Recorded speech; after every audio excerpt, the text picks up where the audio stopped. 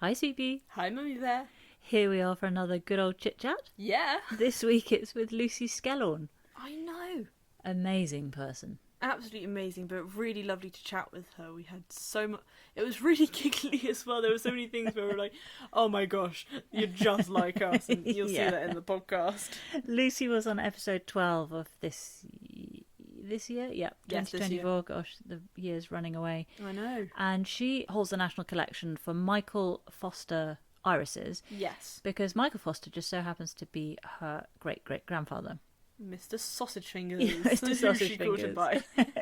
So we talk a bit about that. She talks obviously a lot about it on the Gardener's World episode when they came to look at her garden, which has all the irises in. Yeah. But we hear a bit more about the filming that happened and how there was a mad rush to get the garden ready because she was very busy with other things going on. Yep. And so all completely relatable. Completely. And then we find out about her dream garden. Oh, yeah. We were on a tight schedule, I should say, because she was Yes. actually borrowing her husband's office, wasn't she? And laptop and gear and everything. And everything, which was so kind of him. And he was apparently peering through the window and pointing at his watch and asking how long. And she was going, just 5 more minutes. 5 more minutes. So We had to rush through the end. we did have to really rush through, but I think we got everything from Lucy. Another thing I should mention is you'll hear some interesting background noise. There are 3 things that were involved there. One was Lucy's very creaky chair. Oh, yeah, it was really creaky, wasn't it? The other was I'd left my window open, so you hear a lot of bird song. Yeah. We have figured out that you don't want to do that anymore. And the third thing is your mic was attached to the desk that you were writing on to write down Lucy's dream garden bits and bobs. So there's a lot of mic sort of Wobblish. wobble and just kind of the like muted thud sound throughout. Yeah. So we apologise for all the interesting sounds that you get with that. Just makes it very authentic. It's just a bit of percussion. And also I think we should probably mention you had a few things to say about your grandmother's rhubarb crumble. Yeah, I did think about this after, so I was like, okay, I'm not dissing anything. My grandmother's cooking is absolutely amazing. She makes the best cod with courgettes and everything, and it's lovely. Just the rhubarb crumble is maybe not to my liking. Not to your taste, not to my taste. No. But she makes a mean trifle. Okay, trifle, boshed it. And her lemon, she calls it lemon cheesecake, but it's not really cheesy, but it's just the most unbelievable lemony flan thing. Oh, with a that is biscuity base. amazing, isn't it? That's pretty special as well. Yeah. Okay. So what we're saying is We're not dissing the grandma. we're not dissing the grandma. Her cooking's just great. I'm not a grandma disser, not at all. No, not one of those. Sweet Pea just went a little to town on how much she doesn't like rhubarb crumble. Yeah, and therefore how I needed really good advice on what I could do with rhubarb if I ever decide to grow it. But other than that, we had a lovely chat with Lucy and had some fun times. And lots of interesting plants as well. And quickly, I always seem to forget this now, but I need to say the structure of the podcast, as always. So we start off with your garden boundary, then it's shed or greenhouse, 5 ornamentals, 5 edibles, 1 statement tree, pond or pool plus plant, your favourite seating area plus drink plus plant. And there we go, that is your structure. And I'm getting pretty quick at saying it now. You are getting really quick at saying that. And we kept to that structure and Lucy was game. So this was a good old chit-chat with Lucy. Yes.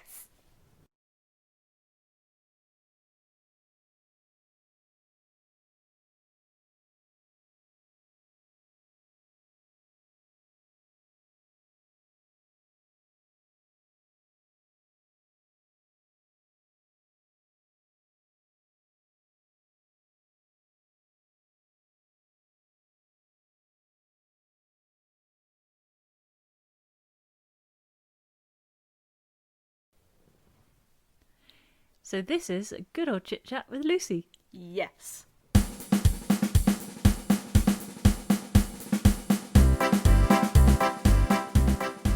Welcome, Lucy, to a good old chit-chat. Oh, thank you very much for inviting me. Thank you very much for joining us. So we first saw you on Gardener's World this year, wasn't it? And you were talking about Michael Foster irises.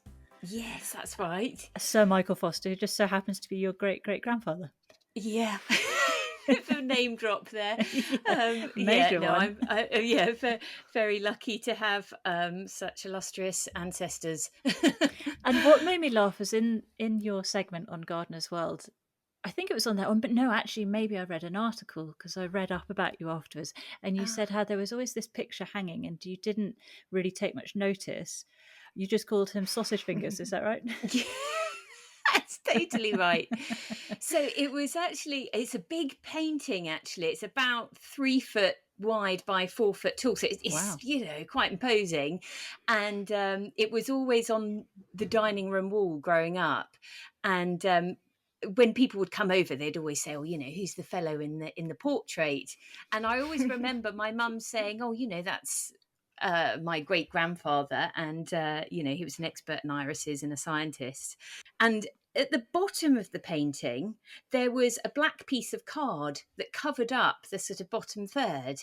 And we took away the card and we realised it was covering up because the painting hadn't been finished. It was actually a pre-study to an Oh. original painting that exists and is in Trinity College in Cambridge, Oh, how where he was actually a interesting. professor. And so this was a sort of, a test or a draft, Yeah. and they hadn't finished the hands. So the artist had just done these big outlines, a bit like a children's drawing. Yeah. So there were these big fat fingers, and so we called him Sausage Fingers. That's so funny. Did you put the black card back on, or did you keep it off after that? Do you know what? We kept it on, and that was a sort of something that Mum had always traditionally done.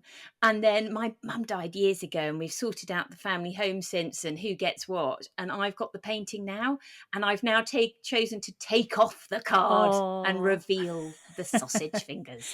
And what was Funny. really because I quite like it. And it says underneath, it says, oh, I can't remember quite how it's worded, but rejected or unfinished or something. The artists, scrawled on it.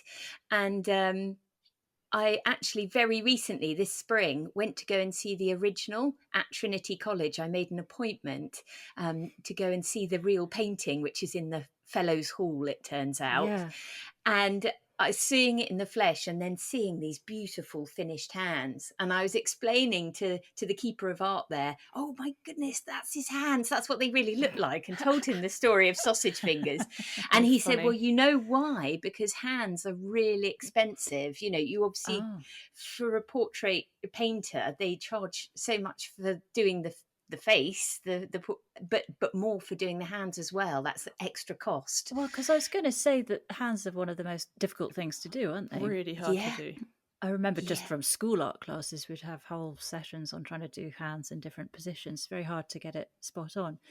So how big is the one at Trinity College?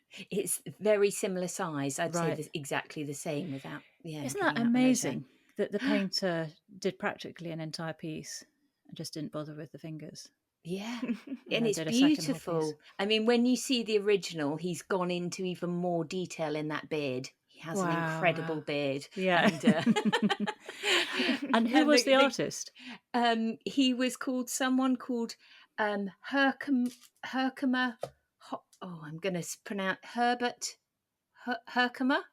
Right. I'm worried I'm Not saying anyone it I've wrong, heard but he was a German. Right. I looked into him, and he had a really interesting life. He was actually he obviously earned his money doing portraits for the gentry and upper classes, but he was also an early director of film. So when film was just starting out, and so he has a huge breadth of work behind him. Yeah. And actually, before I became involved in horticulture, I used to do a lot of set design in TV and film, and I did a lot of period dramas. And there was a painting, because quite often I'd put together the mood boards for our period dramas, which I absolutely loved. And I would put together, sort of inspirational images. And one of them was by this very same artist. Oh, my goodness. And it was called On the Road. And for anybody who knows it, it's very distinctive. There's a picture of two sort of peasants sitting by the roadside looking very forlorn. And it's a really dreary day, and they're on this track in the middle of a rural countryside, and it looks, I don't know, I've done things like Tess of the D'Urbervilles and, all those Yeah, kind of yeah. hardy, really Yeah. just depressing kind Amazing. of stories where there's despair and Yeah. all the children die. Death and despair. And this picture kind of completely Summed it all up. encapsulates the mood. So it was always on the mood board. Is that his general style then, the sort of quite dark images? Because the one of your great-grandfather's quite dark, isn't it? Yeah, it is. When I looked at some of his other portraits, they were often set off by a very dark background, but I don't know whether it's just he got into that style. Or, maybe, potentially. Maybe it was just dark. And Yeah. I also read about your background because I'm always interested in how people go from can be something completely different into horticulture. What took you on that road? That road. Yeah. So I absolutely loved doing the TV and film work. So I sort of was an art director and making props and helping design sets and dress them, and had a real hoot, and was probably doing it for about 10 years. Wow. But I had Anything met... we would know? So the last thing I worked on was Downton Abbey, which is I think probably, we all know that. that's kind of stood the test of time. Everyone Sure still has. adores it, don't they? Yeah. And it's, they've done all these films and things since, but I was very much in the TV series. We did, several series of it, and and had such a great time. But I'd met my then boyfriend at art college, and he had worked in in film as well, doing the post-production, so all the special effects on Harry Potter's and stuff like that. And we wanted to start a family, and because we were both from Suffolk, we had this yearning of kind of coming back. And so we moved back to Suffolk. We found the little cottage, actually, which we now still live in. And for a time I commuted. I lasted about a year, 2 years doing that.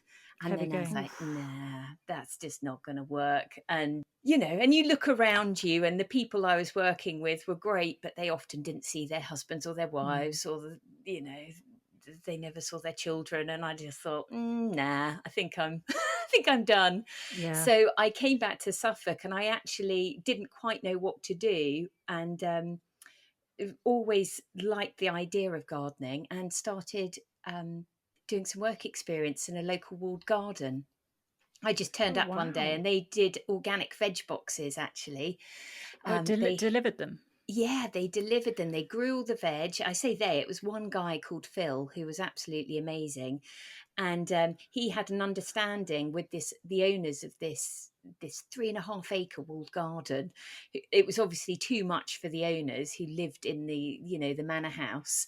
And he sort of rented off that, had this understanding, and he basically used the space to grow vegetables, which was really his passion. And then every Friday he'd go out in his little van and deliver veg boxes. Wow. Yeah. And so he was so fun. So I got involved in that. And then another part in the same walled garden, there was also a small nursery run by a lady called Sue Worcester, who had a national collection of campanulas, actually. And that's when I first became aware of plant heritage and national collections. And because when you were at Chelsea Flower Show and you spoke to somebody who had irises, and was it that, and you said, I do you know Michael Foster? He's my great-great-grandfather. Yes. So you're talking about a lovely lady called Sarah Cook. That's it, yeah. Yeah. So Sarah Cook is amazing, and I owe a huge amount to her. I sort of, with a wink and a nudge, sort of like blame her on getting me into all these things. But she has the national collection of irises bred by Sir Cedric Morris, so the artist and plantsman who lived in Suffolk. So there's that connection. And she came to my local gardening club when I was just starting to get into gardening and doing this voluntary work. And she came and did a talk about her 2015 show at Chelsea Flower Show, where she exhibited her irises bred by Cedric in the Grand Pavilion. And she won a gold medal, and it caused such a stir. And, really it's down to her and her work that they're now available in so many nurseries. So she's a huge success story, because she pretty much brought them back from near extinction to being cultivated in huge numbers again. and being enjoyed. And she came into my gardening club and spoke about this. And anyone who's met Sarah you'll know she's so enthusiastic on her subject. And so I approached her afterwards and said, "Oh, I was really inspired by your talk. And, the irises are beautiful, and the story behind Cedric and why he bred them to paint them and all this sort of thing."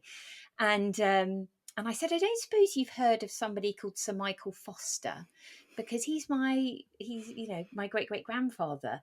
And it was at that point she got really excited and literally started jumping around on the spot and saying, "Oh my goodness, he's really important. He's known as the father of iris breeding." Amazing. So it was really at that point I was like, okay, I'm onto something.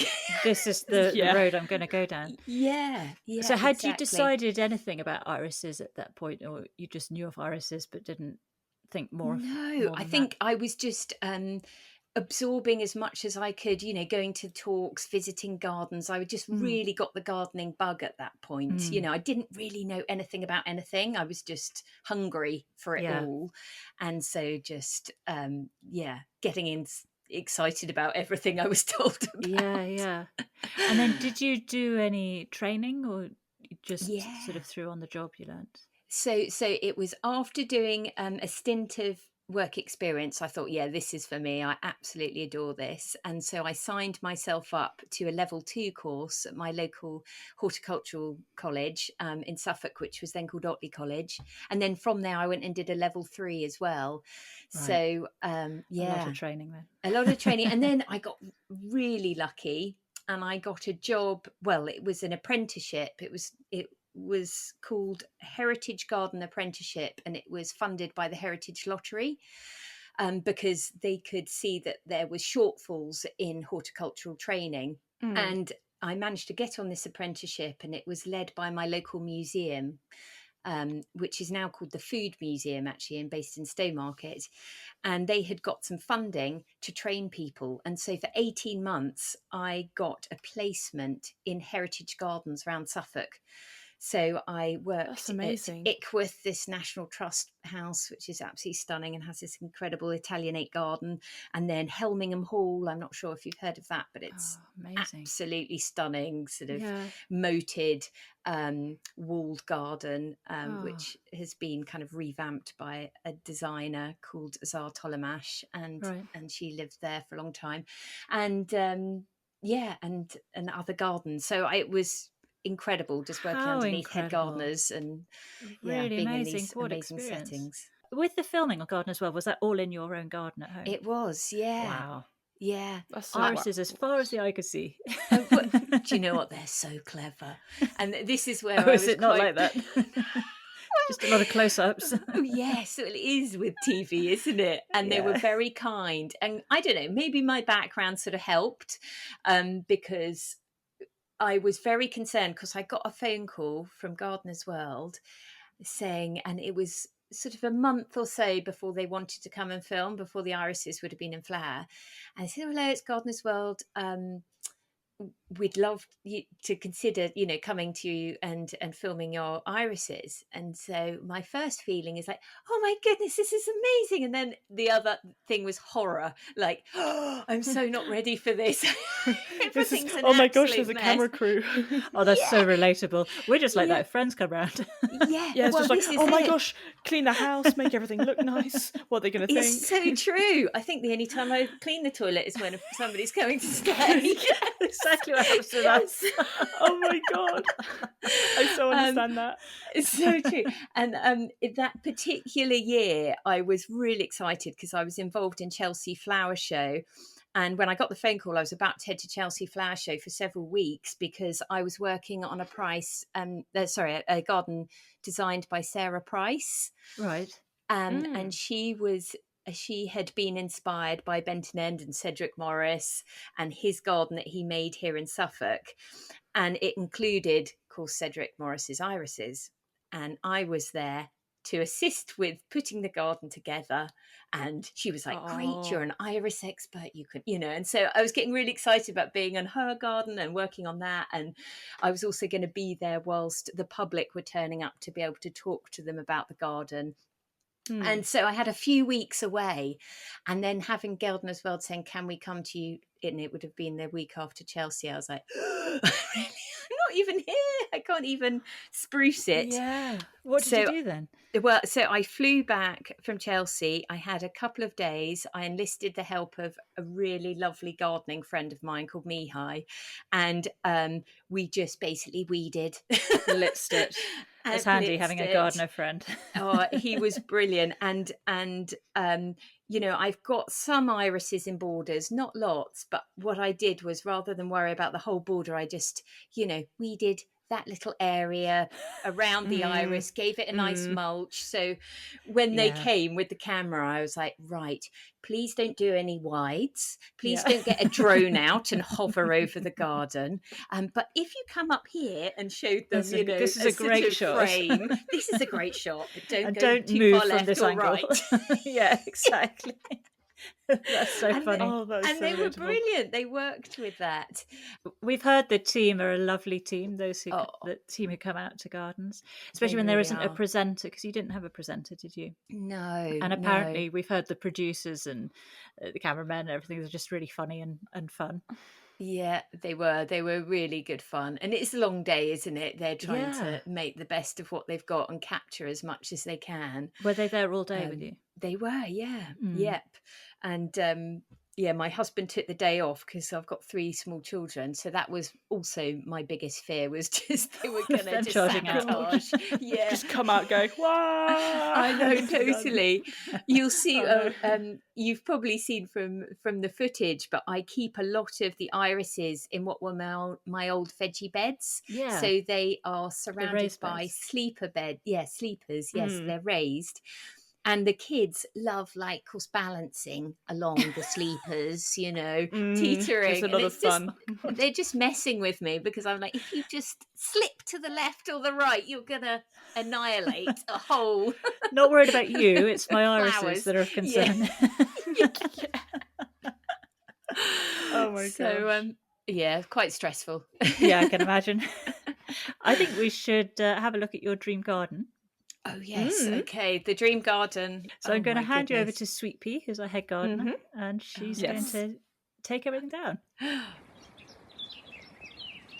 To start up with your dream garden, we would like to know what your boundary is going to be surrounding your garden, or none at all if you don't want one. Well, I feel really boring, because as soon as I saw that, I just sort of related it to my own garden. I think that's what a lot of people do in real life. I'm really sorry, that's really dull. But I am all about hedges and trees. I am actually a tree warden in my spare time, so I'm all the time trying to encourage others to do exactly that. Just think more about having living boundaries and all this sort of thing. And I get so sad when I see fences being put up because people think they're low maintenance. All of that really upsets me. So I have many different types of hedge in my garden, and see them all as various opportunities, either for ornamental or for wild, the best of both, hopefully. But how big's your garden? I would say about 1/3 of an acre, half an acre, maybe not even a half, but maybe 1/3's more. And then the entire boundaries are hedgerows. Yep. So one of the first things we did when we got here, I put just a native mix, hawthorn base, but all sorts of other bits and pieces in amongst. And I also planted a beech hedge as well, because I had a thing about a beech hedge. A nice dark crimson colour as well. Yeah, gorgeous. So good. And what size sort of hedge plants did you buy? Were you getting whips, or did you have fairly substantial whips? Whips. Experience has told me little is better always. They always establish better. Always. So how long did it take to establish? I would say by year 3 they were a really decent size. Wow, okay. But I did prep the ground properly. I did make sure that they were watered in the dry periods. They were loved, nurtured. Yeah, they were nurtured. But it's funny, because I would actually make slightly different decisions. I still love the plants I've chosen, but I wouldn't have chosen quite the places I put them. So, for instance, on the driveway, I've got the beech hedge is on one side where the garden starts, and that's great until all the beech drops its leaves, and then it's an absolute pig to pick up or deal with on the gravel. My hope is always that Oh, it just no. blows into a corner and then I can deal with it. But Yeah. of course, you then create another problem because then it's a lovely planting medium for plants you don't necessarily want there. So Oh, leaf Yeah. mulch is great. exactly. So I keep all the leaf mulch, but I sort of don't necessarily want it all on the gravel. So that's the only thing I'd say about the beech being near the drive. And then on the other side of the drive, I planted hawthorn, which again I adore. But when we get out of the car, of course, the hawthorn grows at such a rate, you quite often open the door and then get a, especially with the children, they're like, "Mummy, that spiky hedge." Yeah. And it scratches the paintwork. And... yeah. So I was like, oh yeah, bad choices for these Oh, particular no. boundaries. But anyway, I still absolutely love them. So apart from hawthorn, what else have you got in your mixed? So there is elder, which I love. We're actually called Elder Cottage, and I always feel like people are pretty mean about elder, and it's such a good plant, isn't it? Yeah, Giving you it is. berries and the flowers, and it grows at a rate of knots. I mean, It does grow too quickly. which can be annoying because it grows at such a different rate to everything else. Yeah, But yeah. it is much maligned, isn't it? I still Yeah. think it's a fabulous and grows in shade, and it's a really tough cookie. It's very pretty when it's in flower as well. It flowers quite early in the season. Do you have any of the pink varieties? I do. I have. Is it the lace? Oh no, it was one called Black Beauty actually, which I've just grown Yes. in the border. Yep. Oh wow. But also in the mix is Gelder Rose, of course the dog rose, black. I haven't planted blackthorn actually because we had blackthorn already existing here, and of course it's a real pain when it starts suckering everywhere. So I sort of purposefully left that out of the mix. But yeah, I'm struggling to remember what's in the mix now, but all the usual suspects, field maple and all those. How high would you have your hedge in your dream garden? My dream garden. Yes. Oh, it's so tricky because again, I have this practical edge where I have to, if I'm maintaining it, then it basically not much goes above the height of me because that's all I can reach. Yeah. Without getting out a ladder, which is a real pain. Those are wise words, actually. We could learn a thing or two about not letting hedges get higher than me. Yeah.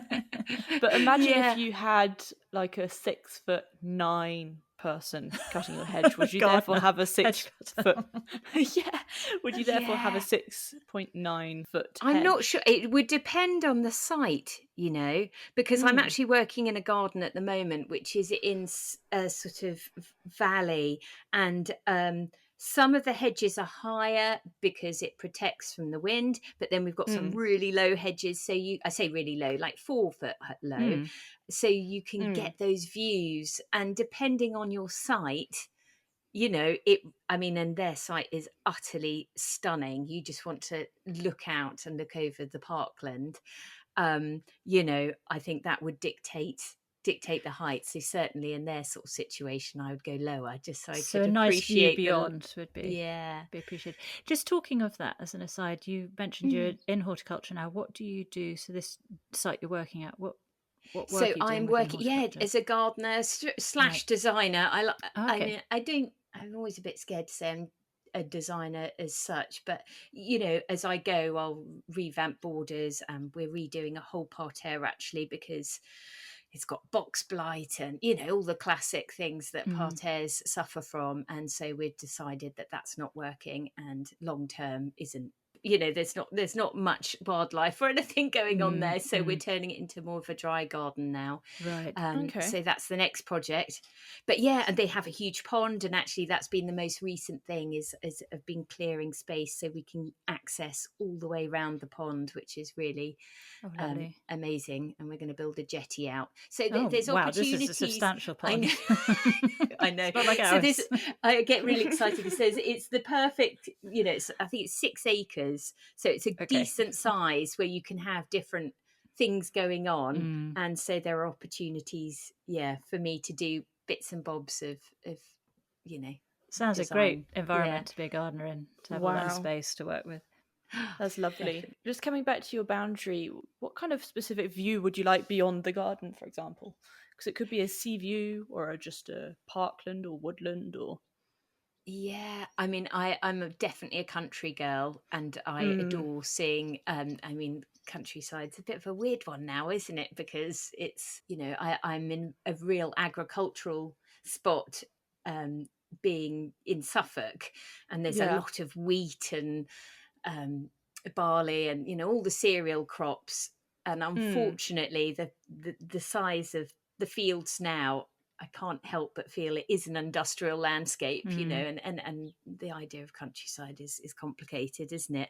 But where I'm working, I've got to say I adore it. So it's very ancient parkland. So there's an ancient woodland that you can see beyond, and they keep sheep there. So there's livestock in the fields mostly. They get moved around. So you have that noise of the lambs and the sheep doing their thing, which is amazing. And then, of course, the bird life and the things that are drawn to it. So rolling hills with sheep. Yeah, lots that of birds, would be woodlands. adorable. Of ancient parkland. Ancient parkland. I'll put that in there Sounds with sheep. They'll look really cute. Brilliant. Would you like a shed or a greenhouse? Ooh, I think I will go. So hard. I think I'll go greenhouse. I'll go greenhouse. It's complicated because I do love a shed, but again, I don't have a greenhouse. No, at the moment. So I think that's obviously part of the big part of my decision there. I have a polytunnel, which is brilliant. Oh, wow. It's really good. But I do, love beautiful buildings. And there are so many beautiful greenhouses, aren't there?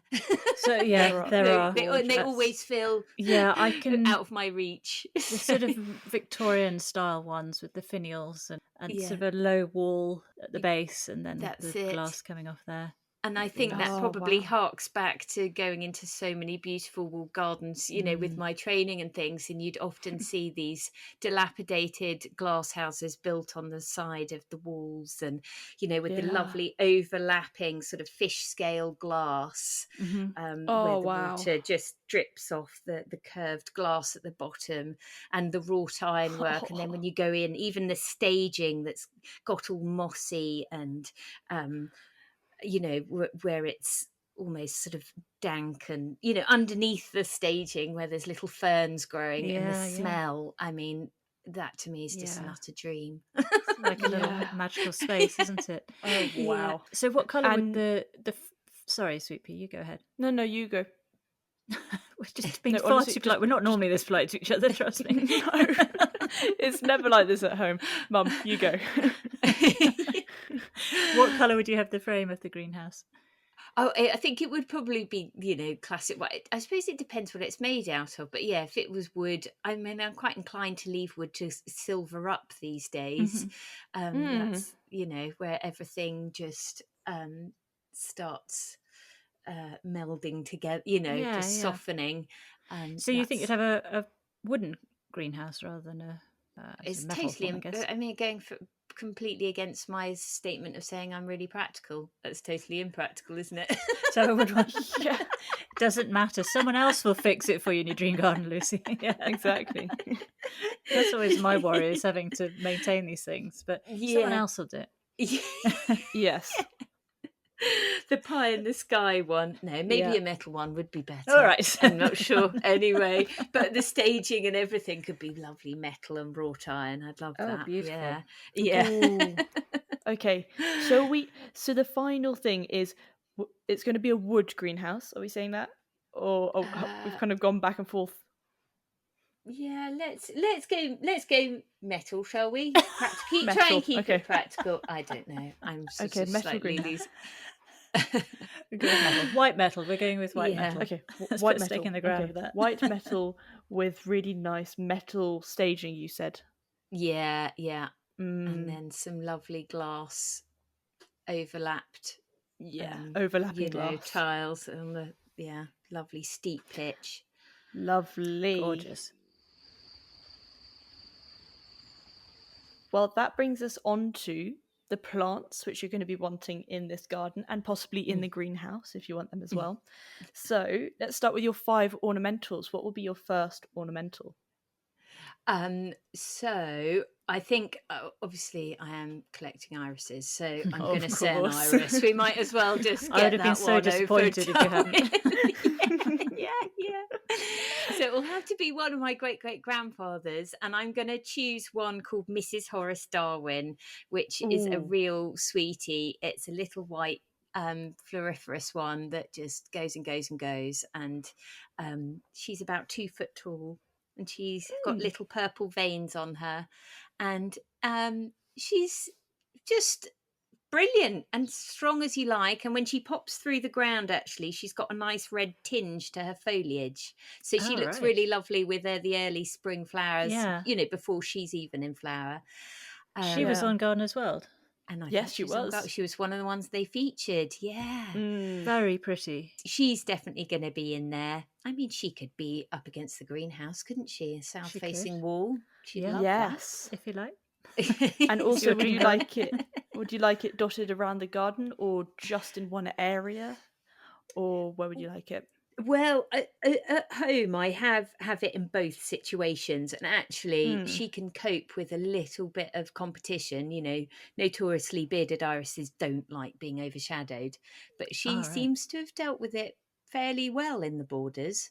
Okay. So she is, pretty useful in that regard. So both. Okay, Perfect. both. What would be your Um, second ornamental? So I love all the euphorbia family. So I think I would go for some euphorbias. Lovely. And I'm particularly fond of a shrubby one called mellifera, which is that beautiful honey scented one that almost oozes honey yeah. when it's in flower. Yeah. Oh wow. Yeah. Gosh, the they're bees must love that gorgeous. one. It gets quite big. Yeah. Maybe 2.5 meters all round, or two. Yeah. When you let Wow. it go full. What sort of colour? Lime coloured? Yeah, Would you say, it's or- sort of a mid-green in its, Okay. normal form, but when the flowers come out, they're much, more lime Yeah. Beautiful. coloured. Yeah. I do love euphorbias, actually. That's a new thing for me this year, rather than the Yeah. more sort of blousy, showy things that I'm always previously Yeah. into. Still into that as well, actually. It's always a Yeah. nice background colour to have because it kind of makes, for example, like a deep purple. It makes purple pop. So it's always a really Yes. lovely one to have in borders to try and kind of like bulk out the other flowers, make them look I amazing. completely agree. It's like how grasses function. They set off all the other plants, but they're really hardworking doers at the same Yeah. time, aren't they? They're your sort of They are. stalwarts, your ones that just are there and look fab, pretty much all year round. I'm going to say So true. euphorbias. The euphorbias all year Yeah, round. I think so. Yeah. I think so because they still Yeah. maintain a structure in the winter time. They obviously With have the that seed spring heads. interest with this. Yeah, they Yeah. have the seed heads. Sometimes some of them really colour up beautifully in the autumn as well.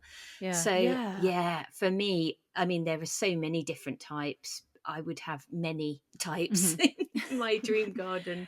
But They this one's just- called, what do you say this was called? A mellifera. mellifera. Yeah. And then what would be your third one? third one? You're trying to find your notes. Are you trying to find the notes? You can see I'm looking around. I was like, I did make some notes. The awful thing is to admit, it depends on the day with this sort of stuff, doesn't it? Because you completely. can, if you're like me, you get very easily swayed Yeah. quite quickly by something else. Much like the greenhouse scenario. Yeah, so we went back and true. forth on that front. Oh, I know. Yeah, which also I absolutely adore, and I have a lot of self seeders, which I'm really make my my life a lot harder than it has to be, because I'm I'm always editing and but I adore them. I absolutely adore them. I've recently had the opportunity to go and work in Derek Jarman's garden in Dungeness, it's Prospect Cottage, and I've been there a couple of times, and I adore that garden so much. And of course there's tons of self-seeders there, so I've sort of pulled some bits and pieces, but good old eryngiums are one of my favourite. I love all spiky looking plants. They're great, aren't they? They're gorgeous. Fabulous. Absolutely gorgeous. And the Eryngium giganteum, of course, Miss Wilmot's ghost, which has that brilliant story about how she sprinkled them. Is one of my faves, and looks amazing right now. The bees are just sort of sitting on it and getting drunk off the nectar. So wasn't the story that she tried to sabotage other people's gardens? Gardens with the seeds of this. That's apparently how it. The story that's fun, but she's associated with loads of plants, actually, isn't she? I've recently been reading the book by Sandra Lawrence called Miss Wilmot's Ghost, and I hadn't realised how many fingers in pie she had into so many, in the guy that owned the Wisley site before it was the RHS, she sort of persuaded him to give it to the RHS and make it into an RHS garden. She just had so much influence. But funded, of course, was this millionairess, and spent her millions on these various gardens she had around the world. But she also funded. I know, how much fun. Just going around. I know, incredible. She was like, I want an alpine garden, therefore I'll build an alpine garden in my house in Italy, or I don't know, wherever. She had several places. I think one was in France as well. But she funded a lot of the plant hunting trips, and actually I'm name dropping again now, but she was great friends with my great grandfather, and there were letters that the two of them wrote to each other, that's which really cool. That's I'm aware of. Oh, you haven't seen the letters? I have, but I haven't sort of got stuck into them, if you see what I mean. I can't sort of divulge anything, but she I'm not sure if this is always true, but somebody told me once that the reason that there's a lot of plants that are named for her might be because she funded these plant hunting trips, and so as a bit of a nod to her, people would name the plants for her. And there are 2 irises which my great grandfather bred, or cultivated, that he named for her. So and anyway, it's just sort of an interesting side. So which irises are those? There's a reticulata, Wilmotianum, and then there is also a bearded iris called Miss Wilmot. Right. Yeah. But unfortunately, I can't find it. I've been looking and looking and looking, but sadly, I think it might be extinct. Oh, no. But I have a black and white photograph of it, but nothing more, unfortunately. Bit hard to tell from a black and white photo, isn't it? It is. Apparently, it was white with a slight mauveness to the falls. Right. So it sounds quite like a sort of Miss Havisham type, colouring, I feel like. Yeah. How interesting that connection between your great-great-grandfather and Miss Wilmot. Just this horticultural world, and now you obviously in horticulture. And they both won a Victoria Medal of Honour in the same year. Wow. So she was, of course, a trailblazer, being a woman in a man's world at that time. Yes. And I think her and Gertrude Jekyll were the only 2 women in 1897 when the Victoria Medal of Honours were being dished out, to win one. And my great-great-grandfather won one that year too. So wow, Lucy, what a history you've got behind you. Did you do much gardening when you were growing up? Do you know what? We all got given a little plot. Mum was a really keen gardener, keen veggie grower, and we all had a little corner of the garden that I just remember digging up feverfew, from wild areas and planting them in my plot. Going, daisies.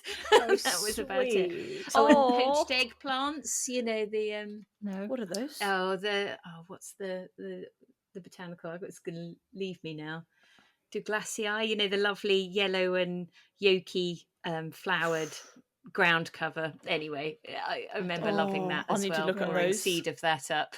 Oh my gosh, how sweet. So I'm one of 7 children. Blimey, Oh. Lucy. And I Whoa. think for her, you know, just, I mean, now I've got my own children, you start to really understand. But I think it was a real sanctuary, the garden for her. You know, she could just go and hide out there. Completely relatable. Yeah. My problem So is I go to my relatable. sanctuary and then Sweetie turns up. Oh, Because it's her Yeah, or sanctuary more as well. like I'm already in the sanctuary going, why are you Yeah. here? yeah, this is my time. This Yeah. is my time and this is my turf as well. Honestly, the other day I said to Mum, I'm sorry, but you can't come out into the garden. I just need some she time in said- the garden. She said, Oh, I'm off my to plant goodness. these things in the veggie garden. I said, oh, I'll come and help. She said, no, I'm sorry, do you mind? I'd just like to do all my... Okay, I'll go back I in the feel house really then. bad. Do all the washing and the cleaning. I don't do that. Oh by the way. no. Poor Cinderella. Poor Cinderella. Scrub, scrub, scrub. Anyway. Oh, brilliant. Right, Brilliant, brilliant. back to the plants. Yeah. What would be your 4th one? So this, I'm going to pronounce this wrong. So please, anyone, put me right. So Glycyrrhizra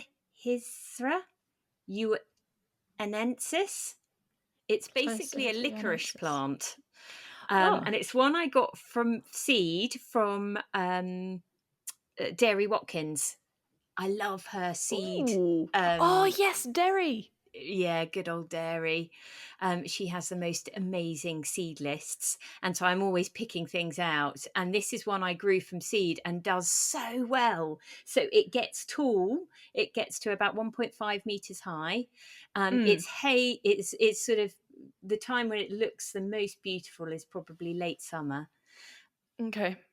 and it has this lovely sort of feathery foliage, and then these quite insignificant pale sort of lavendery purple flowers, which are kind of pom-pom-esque. And then the great thing is those then turn into these most incredible seed heads.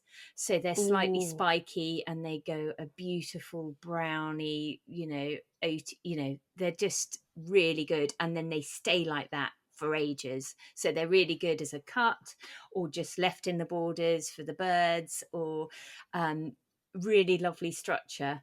And I just amazing. love it. I really, And it's called really a licorice love it. plant. Yeah. I actually saw this plant being used quite a lot at Chelsea a few years ago when we went into lockdowns, and Chelsea actually got postponed one year and it got pushed to September rather than May. Oh, so a completely different flowering season then. Yeah. And it was really interesting. I was working on a show garden at the time, and they decided to continue with the show garden, but of course they had to completely rethink the planting because things weren't going to be appropriate given the September date. And I saw this plant being used a lot, and it just looked stunning. And loads of people are like, what is that? What is that? You know, it's just really nice to see different set of plants at Chelsea.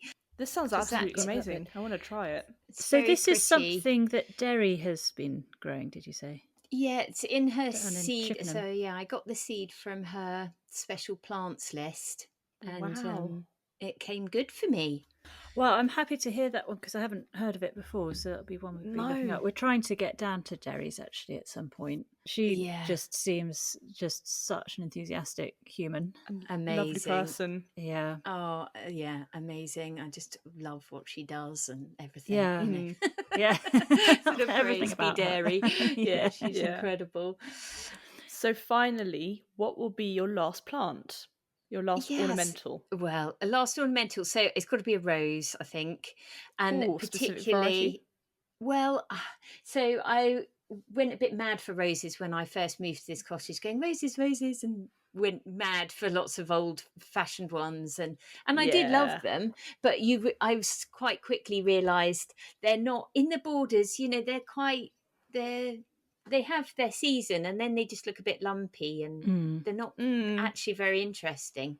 Sorry, No. but I do No, love roses, don't I get me get that. wrong. But yeah, but I particularly love them as climbers. I think that's what I've come Ooh. to. I think Yeah. I love a lot of climbing roses, and I have loads on the, I say loads, every bit of wall I've covered in a rose or something else. And there are some that stand out for me. And I'm sort of drip between two to tell you right now. I'll discuss them both, but I don't know which one to go for. But we're gonna have to figure that out. I know one is called Meg, and she's Ooh. stunning. And I got her from Peter Beale's Roses, and she is a lovely sort of open apricot. I love sort apricot of colour. slightly changing one. You know how they Oh yeah, do. where as it opens, it kind of matures. That's it. So it starts as quite a pinky bud, and then as it opens, it looks more apricotty, and then it fades to a paler pink, I suppose, almost gorgeous. creamy. Yeah, it's stunning. Oh, sounds lovely. And then, of course, it's open, so the bees can get to it nice and easily, and all of that. And then it has Big the most blooms, or fairly large, not like dinner plate size, but yeah. a decent size to pack a punch. And then it has these then create gorgeous hips, bright orange, Ooh. really lovely hips that stay Pretty. throughout the autumn, winter, Yeah. whatever. Yeah, so really pretty. So I love that one. And then I have another one which is a bit of a stalwart, and it's one called the Generous Gardener, which you're probably aware of, David Austin one. Oh, I think I've heard of that. And it's just really hard to fault it. It's really strong grower. It never gets black spot, touch wood. It hasn't been one that's, seems incredibly healthy. Like the foliage is always really good green colour, and it's always vigorous. One of the things I learnt recently was, what are those roses that have like a darker centre? The Persica. Persica Varieties, yes. His name will come to me, but I'll put it in the podcast description afterwards. Do you know what? I've met him, and I'm now struggling for his name, but I've met him. He's based in Norfolk, so he's not far from me. That's but it. Yes, sorry, carry on. Yeah, I can actually look him up now because that's going to annoy me. It's so disrespectful not to remember his name. Just whilst you're looking that up, I cannot remember what the Generous Gardener rose colour is. So it's a pale pink. And it's one of those ones where it looks sort of like an old variety, but it's a new, cultivar. So it's got that slightly old-fashioned rose look, I think, to it. Yeah. Okay. Daniel Myhill is the name. Daniel, that's it. Daniel, there we go. Yeah. So I was listening beautiful. to him on a podcast, actually, Daniel Myhill, when he was talking about his Persica roses, and he explained how, for example, David Austin roses are very well bred and don't have things generally like black spot and fewer diseases and fewer problems. And he said you look at the year when these hybrids were hybridized, and he said there was a period of time, kind of the very, very, very early ones are often very strong and good roses, and then there was a period of time when all sorts of chemicals were used when creating these, and they carry with them various problems. And then that was kind of the sort of, he was saying the 60s, 70s, 80s, around then. And then he said post then, the newer ones that are hybridized are often stronger again because there's less dodgy stuff being used and more of an awareness as to the impact that has on the plant. That would make a lot of sense, actually. I don't know what the date is of these particular varieties that I'm just talking about, particular cultivars. But it'd be interesting to see. Yeah, because there is really, sadly, isn't there? There's a few that you think, oh, I love that one, but it's just not. It just looks so sad most of the years. Kind of no point. we inherited several when we moved to our place, and all of them have problems. Like I've just learnt to accept black spot, but now I've got this awareness that if and when I do buy a rose, and you talk about a David Austin rose, it's very well known. And that's for a reason. So I do remember going to a talk by somebody from from the Peter Beale's Roses, talking about them, actually. And when he spoke about black spot, he'd just say, well, what's a bit of black spot between friends? I thought, yeah, that's just how you have to be. You just either That's accept where we're it, at. or if you love that, then it's fine, isn't it? Exactly. Yeah. So it's So- a toss up between these two then. Which one? Yeah. You're going to have to make a decision, I'm afraid. I know. I think I'm going to go for the Generous Gardener because it's Ooh. just so hard to fault, and it's got a delicious scent. It's got this kind of sherbety, and it just flowers. It's another repeat flower, and you can keep picking them. And actually, when they grow, they have enough of a stem on them that you can cut them and put them into a vase. Even though it's a climber, the actual flowers have enough of the stem of them. You can kind of Lovely. use them in the house as well. So Yeah, that's really kind of helpful. Oh, It's brilliant. very groovy for that. Well, I'm conscious, Lucy, we've only got a little bit of your time left before you have to relinquish your office. So I think with the edibles, if we can rattle through those, Sweet Pea. Yes, right. 5 edibles. Okay, so Yeah. I'm going to go fruit heavy because, again, being a practical girl, I feel like they're the least demanding of my time when I'm trying to do everything.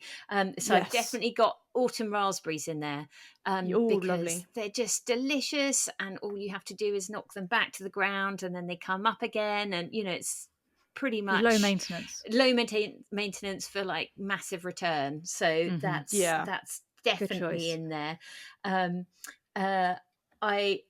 I think I mentioned before I've got a polytunnel, but the thing it's absolutely filled with at the moment is tomatoes. I mean, again, it's sort of a known yummy. fact that shop bought tomatoes are just not the same, are they? So No. every year, if I'm not going to grow anything else, I always do grow tomatoes, and I grow as many different types as I can just to make it interesting, just kind of mix it up with colours and sizes. And What's your favourite tomato at the moment? Yeah, what's your specific variety you would love? I always make sure I've got the little sun gold ones, the round, Yes. Yeah, we have those this year. orange. Yeah. Oh, they're so good. They're so good. It's hard to fault those, I've got to say. Yummy. So yeah, tomatoes. I mean, I have a lot of apple trees of various varieties in the garden, which I've lovely. espaliered to try and sort of save space. And actually, I've used it as a kind of a makeshift fence for my kitchen garden. So it kind of ticks 2 boxes. And I think for anyone, that's so worth doing if and I like that. people get really worried about the complications of pruning and all that, but it's actually really, really simple, and don't let that put you off. I really think. like the idea of it being the boundary off the veggie garden. Yeah, What a That brilliant looks, idea. that would look gorgeous. Yeah, it works really, really well actually, and it gets sun from both sides. It's not sort of overshadowed. There's good air circulation. So Yeah. and I've just got a range of different types of apples there, and every year we get them juiced. Actually, for ages I didn't get them juiced, and just you get these gluts, and then I was like, hang on a minute, juice is brilliant. You've got it all year round. You Yeah. can give it as presents. And everyone loves apple juice, don't they? They do. Yeah. And have you tried apple cider vinegar? We dabbled in real cider Right. with mixed Ooh. results. One was really tasty and fizzy, but no booze. And then one was really strong, not fizzy, and really boozy. Oh la la. Yeah, it wasn't particularly nice. So we kind of gave up and thought, just stick to the apple juice. You could always stick something pokey in that if you wanted to make it a bit more. Do you do that yourself, the apple juice? Do you know what? We actually take it to a local orchard where you put them in cool. those big, like Presses. pallet boxes, and you just fill one that's up so and you stick cool. your name on the top, and then they give you a ring when they've juiced your batch, and they might go, you've got amazing. 50 bottles, or you've got 100 bottles, and they Wow. just That's charge very you by cool. the bottle. That sounds So great. That is Yeah. incredible. Really We good. need to start doing that with ours. Brilliant. Yeah, What would be your really fourth worth it. edible? Fourth edible, I'm gonna go blackberries. Got lots of Lovely. blackberries, and again I've made on one of the shorter sides of our kitchen garden, that's a boundary, and That's lovely as well. a bit like the elder, they're much maligned, aren't they, the old blackberry bushes, but God, they're amazing. And at this time of year, the kids have just started picking them, and they've been mushing them Yummy. up and making Yummy. ice lollies with them. Oh, But very the nice. only thing I say is you have to eat it outside, because that stuff, as soon as it touches, it's like stain. That's it. You're done for, aren't you? You're totally Yes. done for. But Oh it my looks gosh. amazing when they're eating them, and it's drooling out. It's like some horror show or something. Little vampire babies. Oh, sweet. Yeah. Brilliant. And what, finally, your last plant for this whole garden?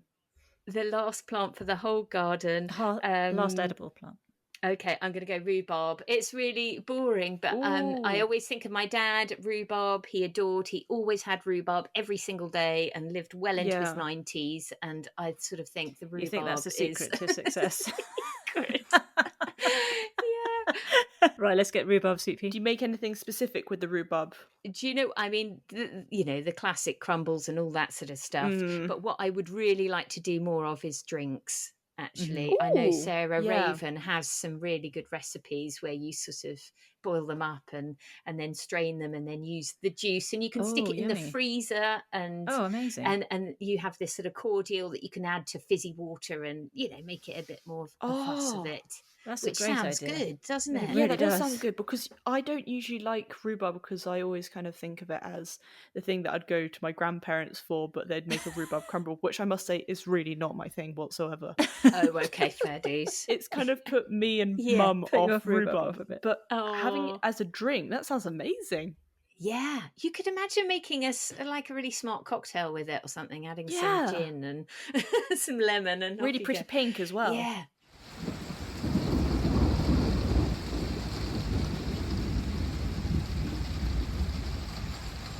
What would be your one statement tree for the garden? It's kind of like the central tree. It's going to be right there. So I knew this immediately when I saw the notes, because I always, and I don't actually have one in my garden, but it's always the thing you pine for, isn't it? The thing you haven't got or growing. Yes. And that is Cercis siliquastrum. So it's the Judas tree.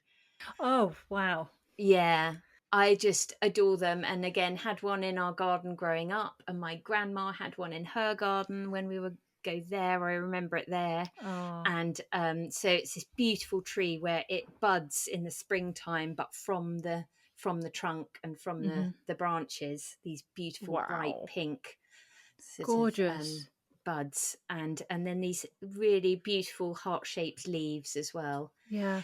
But Oh, and lovely. often they're sort of multi-stem. They're kind of smaller, low-growing tree, but they do have an inclination to drop branches and tear. But Ooh, Right. Okay.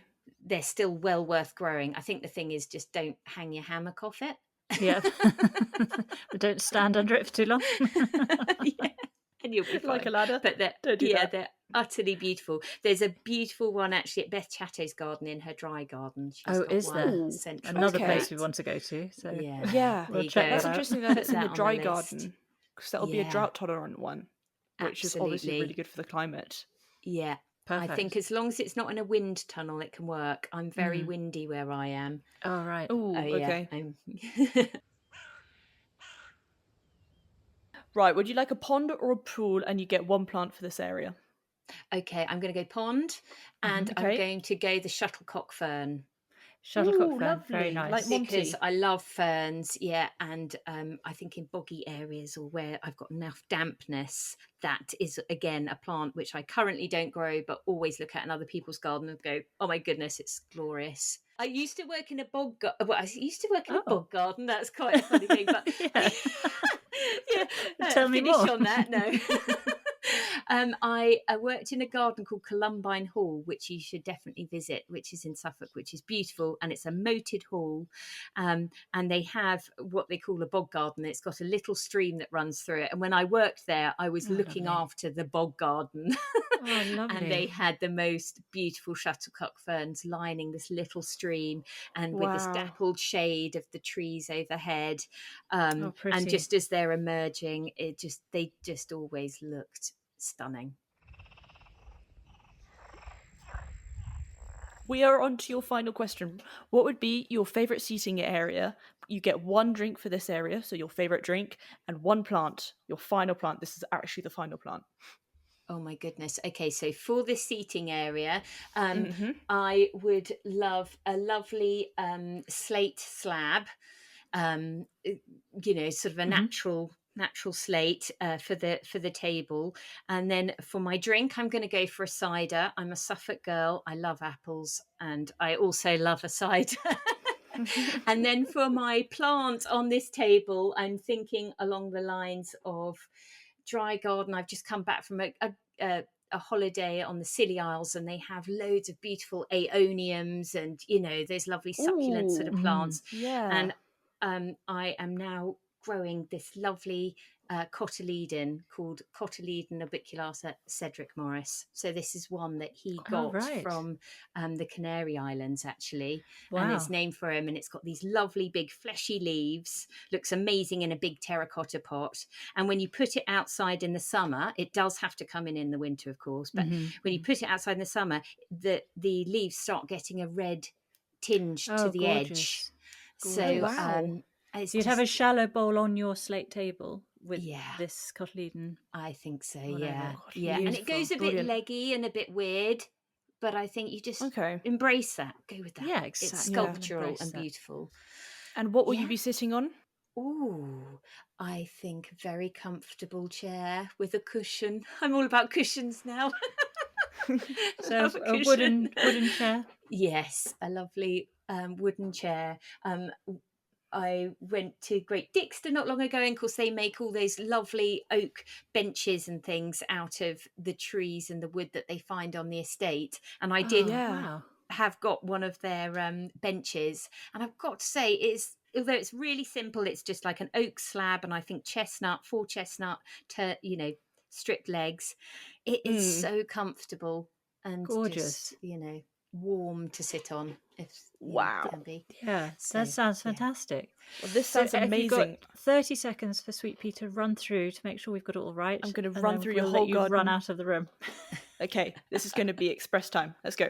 Okay. So for your boundary, we're going to have like a hawthorn elder, gelder rose, field maple, hedge, different heights depending on the view, because you're also going to have the countryside ancient parkland with sheep beyond. Then as a shed or greenhouse, you're having a greenhouse with white metal and metal staging with overlapping glass for the raindrops to fall off.